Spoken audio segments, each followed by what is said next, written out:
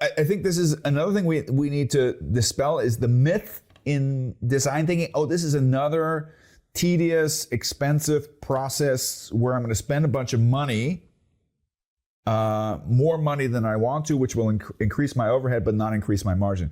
Quite the contrary, right? Design thinking is meant to make you creative in the sense, how can I create more value with just a little bit more effort? Or how can I create more value with a little effort? Yes. And how can I get more security that the result is really working in the fields, working in the practice, and at the end users, customers, whatever you call them, say, yes, that's a good idea. I have not even thought about that. And design thinking also is very much focusing on solving problems which are not in a normal way expressed like this. And this could be day-to-day problems. For example, all of us, we know how to check in a hotel. Sometimes it works smoothly. Sometimes you queue up with 58,365 tourists. It takes an hour just to check in. Then you write down what you have done in booking.com anyway. Then you have the credit card and if you check out again, it's a painful process. They want you to manually fill out a piece of paper, although you've stayed at this hotel 20 times and they should have you in the system. I just want to get my shower and the beer and that's it. And that's like something where you can say, right, how can we make this process much smoother, for example?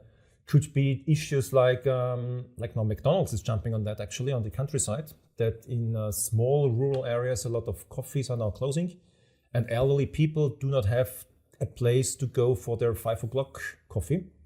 Okay, so McDonald's now has the McCafe and there's sometimes special offer places and things around that. They serve you.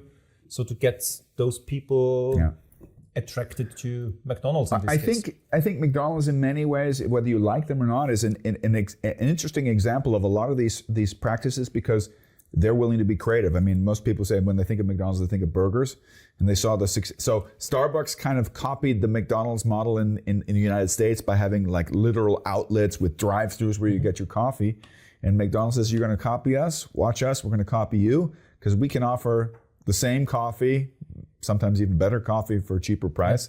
It goes both ways. So that's that creative process is to understand that products and services go through dynamic social acceptance or criteria that by which we say, hey, what's the experience? What are our needs? It can change. And if you're not willing to change, if you're not willing to be creative, you can't stay on top of the game. There we go. And society is changing, demands is changing, it's changing much faster and faster. We see all these generation discussions and home office, no office, stay office, whatever.